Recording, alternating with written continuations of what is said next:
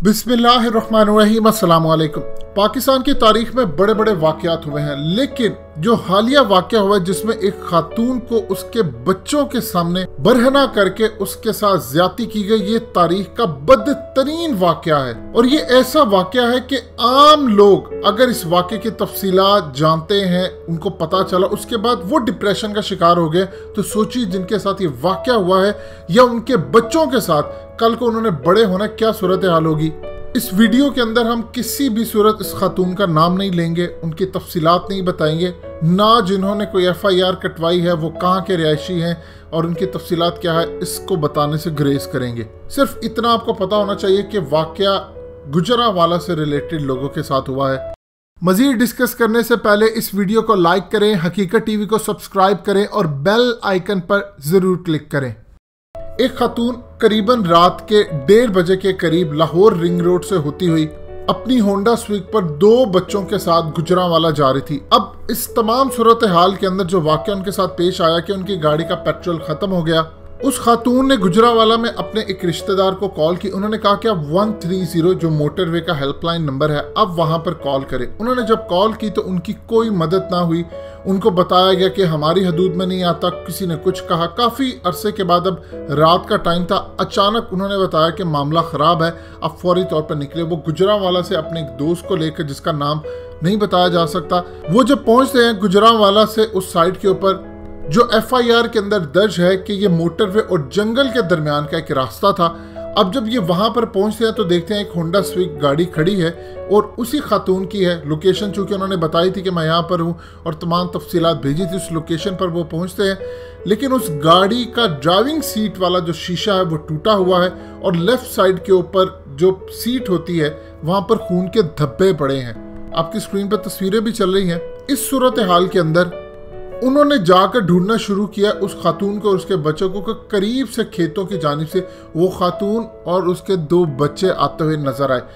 आप अंदाजा कीजिए कैसा दर्दनाक वाकया जो लेकर जाने वाले हैं उनके साथ भी। और जो बेचारी खातून है, उन्होंने बताया कि मैं गाड़ी के अंदर बैठी थी, 2 लोग आते हैं, तकरीबन 30 से 35 साल उनकी उम्र है। एक ने हाथ के अंदर पिस्टल पकड़ी है और एक ने डंडा पकड़ा हुआ है। उन्होंने आकर गाड़ी का शीशा तोड़ा और मुझे निकाला, बच्चों को निकाला और खेतों में ले जाकर बारी बारी ज़िना बिल जबर किया। अब इस सूरत हाल के अंदर आप अंदाजा कर ले कि उन्होंने 1 लाख रुपया कैश भी उससे लिया, 2 अदद तलाई कड़े थे वो भी छीन लिए, ब्रेसलेट उसकी छीन ली और ATM 3 अदद थे वो भी उन्होंने ले लिए। गाड़ी के रजिस्ट्रेशन कार्ड, ये सारा कुछ चला गया।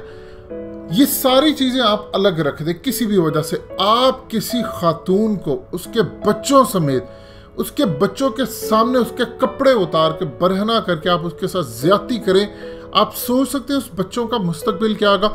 वो खातून पागल हो चुकी होगी, डिप्रेशन का शिकार हो चुकी होगी। आज वो सोच रही होगी वो इस मुल्क में पैदा क्यों हुई है। आप जितना मर्जी जो कुछ मर्जी कर लें, उसको जितने मर्जी पैसे दे दें, उसकी ज़िंदगी बेहतर करने की कोशिश करें, वो कभी बैक टू नॉर्मल नहीं जा सकती। क्या ये बच्चे कल को आगे बढ़कर किसी स्कूल, यूनिवर्सिटी, जब इनके रिश्ते होंगे, क्या ये स्टेबल हो सकते हैं? ये उम्र भर का उनको रोग लग चुका है, लेकिन कोई इनको इंसाफ नहीं देगा। वो कहते रहे कि उन्होंने पुलिस की मदद करने की कॉल की और सूरत हाल ये पेश आई कि लड़ाई होती रही कि ये किसी और का इलाका है, ये किसी और थाने में आता। तो फाइनली गुज्जरपुरा की साइड से FIR दर्ज की गई।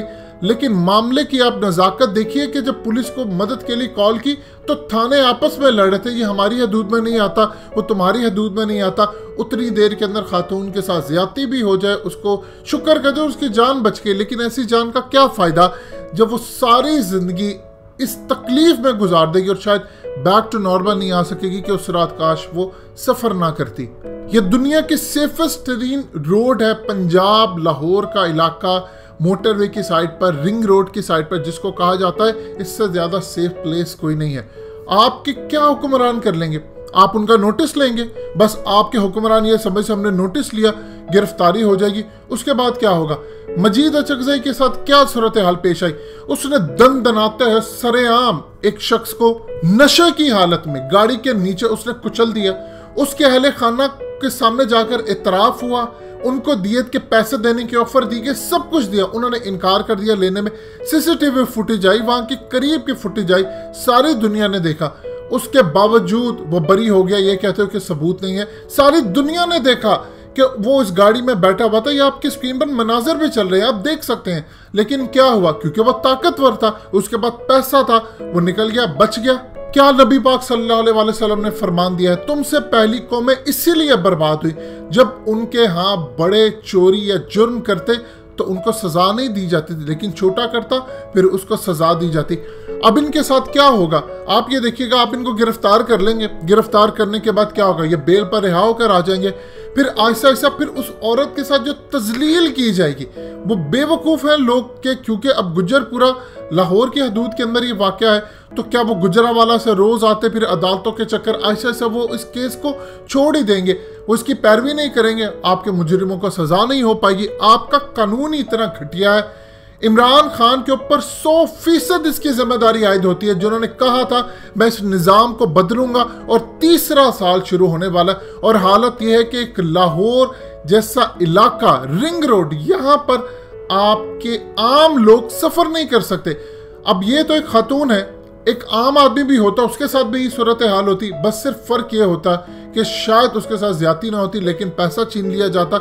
यानी अगर किसी का पेट्रोल खत्म हो जाता है, वहां पर वो पुलिस को मदद के लिए जाते हैं। आप मोटरवे पर जब चढ़ते हैं, रिंग रोड पर चढ़ते हैं, आप पैसे देते हैं, टैक्स देते हैं, और उस टैक्स देने के बाद आपके वहां पर लोगों की तनख्वाहें आपके टैक्स के पैसों से चलती हैं, और आप उन्हें कॉल करें और फिर वो कहते हैं कि हमारी हदूद में नहीं आता। क्या पुलिस का निज़ाम बेहतर हुआ? तीसरा साल है इमरान खान की हुकूमत को, आपने कोई निज़ाम बेहतर किया?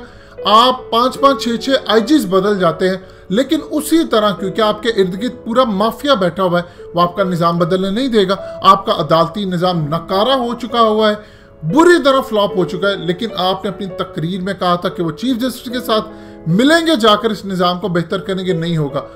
इसी तरह हाल ही के अंदर इसराइल के अंदर एक वाकया होता है जहां पर करीबन एक होटल के अंदर 30 के करीब लोग एक लड़की के साथ ज्यादती करते हैं, और बारी बारी की जाती है। लेकिन बाद में जब इसराइल की पुलिस ने इस वाक़े की तहकीकात की तो 16 के करीब लोगों को उन्होंने चंद दिनों में गिरफ्तार कर लिया। अब आज से पहले इसराइल की सूरत हाल ये थी कि वहां पर कभी ऐसा वाक़या नहीं होता था, लेकिन वो इतना परेशान हो गए कि उन्होंने कहा आज के बाद हम यहाँ पर कानून बदलने जा रहे हैं, क्योंकि उनके कानून के मुताबिक ज्यादती करने वाले को 16 साल की सजा हो सकती है। अब वो कहते हैं कि ये तो किसी सूरत काबिल कबूल नहीं।